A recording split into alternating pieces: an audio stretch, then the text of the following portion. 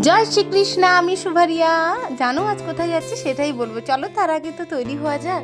আজকাল আমার ভোলা মন, জানো তো, ভিডিও করতেও মনে থাকে না আর পোস্ট করতেই মনে থাকে না। আরে না না, সেরকম কিছু ব্যাপার না, আসলে এত পরিমাণ চাপে থাকি যে কি আর বলবো। এইদিকে আমার মাদার ইন্ডিয়াও তৈরি হয়ে গেছে আর কপালে একটা ধাবড়া টিক পরে নিয়েছে। আরে যাচ্ছি আজকে রথের মেলাতে। আর আমরা যখন যাই তখন রথ তো দূরের কথা, রথের মেলাতে তেমন কোনো লোকই ছিল না, বেকার আমার সাজগোজ করা। আর তার সাথে ব্যাগ নিয়ে যেতেও ভুলে গেছি, তাই পার্সটাকে হাতের মধ্যেই ঝুলিয়ে নিয়েছিলাম। আর এদিকে দেখো কত বাড়াবাড়ি, এই যে আদিম। তারপরের যদি চিত্রনাট্যটা দেখো, জাস্ট হাসি পাবে। তারকা রাক্ষসী, ভাই তারকা রাক্ষসীকে দেখো একবার। আর পরেরটা হলো দেশি মদের ঠেকা। এইসব দেখে আমি তো মোমো দোকান খুঁজছি, সবই তবে ভেজ। আর জানো তো, মাঝে এই দোকানটাতে আমার একটা জিনিস পছন্দ হয়েছে, ড্রেসিং টেবিলে রাখার জন্য। এটা আমি জিজ্ঞেস করেছিলাম, জানো আমাকে 70 টাকা বললো। আর সেটা শুনে আমি সচেতনে রেখে দিয়ে চলে এলাম। আর তারপরে এই দোকানের কাছাকাছি আসতেই ভাই আমাকে টেনে হিঁচড়ে নিয়ে চলে গেল, না এখানে দাঁড়ানো যাবে না।